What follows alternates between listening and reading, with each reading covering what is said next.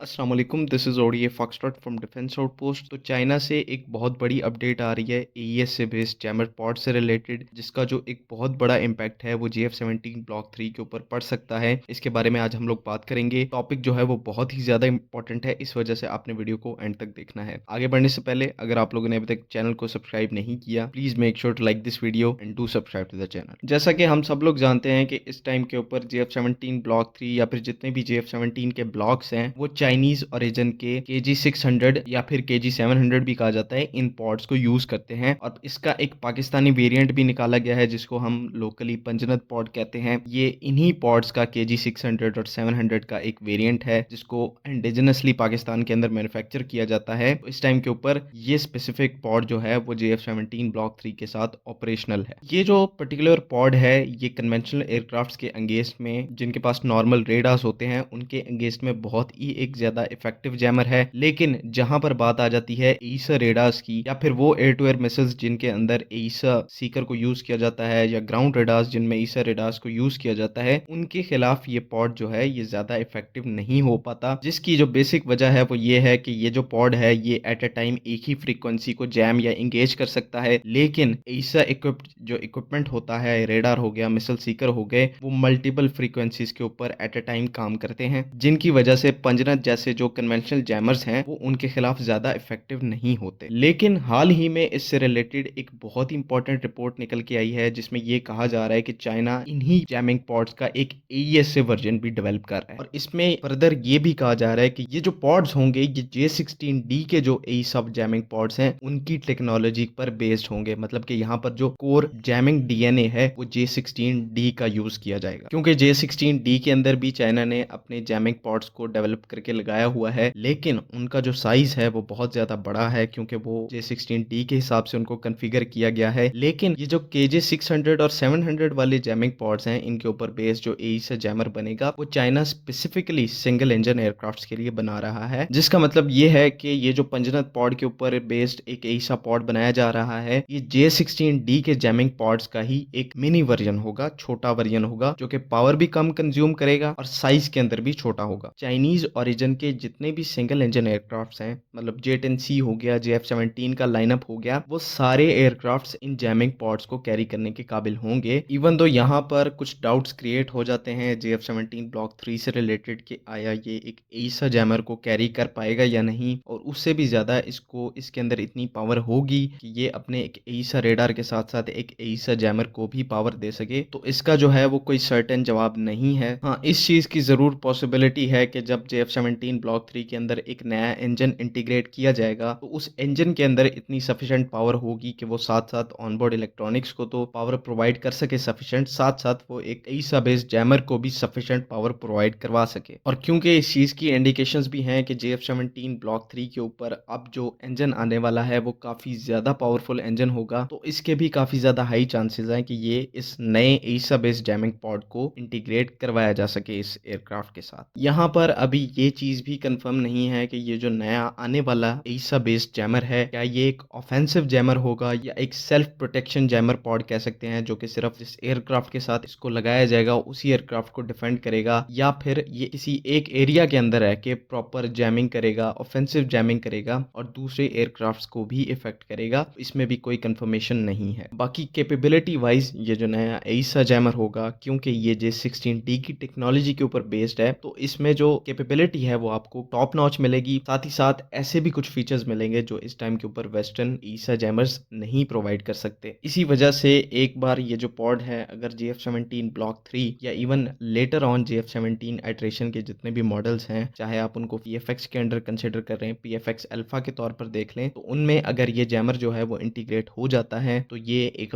बहुत ही बड़ा plus point होगा बैटलफील्ड के ऊपर। और किसी भी डॉग फाइट में हो या फिर और कोई भी सिनेरियो हो, ये एईसा बेस्ड जैमर जो है वो एयरक्राफ्ट को बहुत ज्यादा हेल्प करेंगे। ऑल्दो इनके कुछ सर्टेन डिसएडवांटेजेस भी हैं, लेकिन ओवरऑल जहां पर सेल्फ प्रोटेक्शन की बात है तो ये जैमर्स जो हैं, स्टैंड अलोन जैमर्स, एईसा जैमर्स, ये बहुत अच्छा परफॉर्म करते हैं। आज के लिए बस इतना ही। आई होप कि आप लोगों को ये अपडेट जो है वो अच्छी लगी होगी। इससे रिलेटेड अगर आपके कोई भी क्वेश्चंस हैं, कंफ्यूजन्स हैं, तो काइंडली आप कमेंट्स में ज़रूर पूछें। बाकी अगली वीडियो तक के लिए अल्लाह हाफिज़। पाकिस्तान जिंदाबाद।